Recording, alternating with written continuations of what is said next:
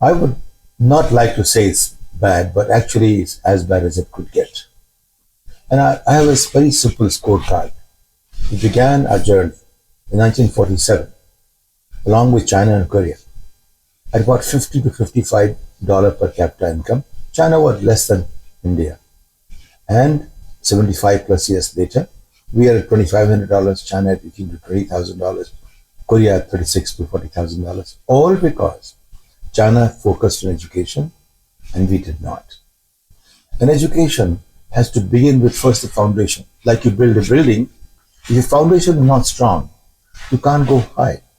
We tried to create some beautiful institutions like IITs and IIMs at the high level, and they took a certain percentage of our best minds and they nurtured them.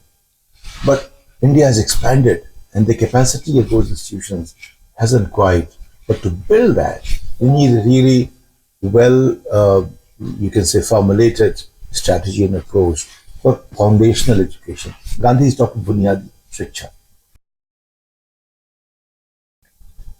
I think the best way to start is sociology is very difficult to understand.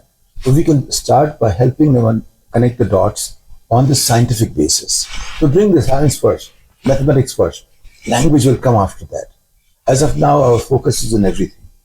If I had to draft an education program, I'll start with know yourself, your body first, know your family second, know your environment third, and then you learn theory, etc., and so on and so forth.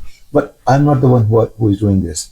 Best thing is to look at how children begin to connect the dots better.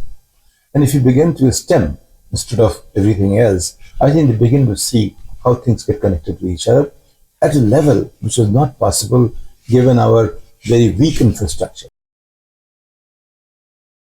I would say that they were trying to build a foundation, but nothing has been put in place as yet. Some pieces have come together here and there, but when I go to the schools, it's pretty weak. I would not like to name anything, but there were some initiatives that were taken. When I go and see them, they look like good for 50 years ago. They don't look like something contemporary. At the best, they look like you're showing them a movie. They are not working with it in a way that they can make the movie. The fact is, Indian education is like people who go to see the movie. They are not creating people who make the movies. And that gap, very few people understand. So I think in the past 10, 11 years, nothing much has happened beyond trying to create a certain kind of educational framework. When I look at it, I find it, is still wanting in many, many respects.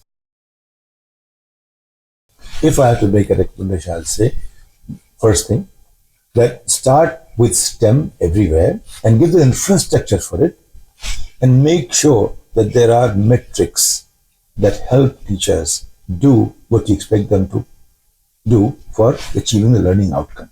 That's number one. Infrastructure for that. Second, teachers don't get really taught.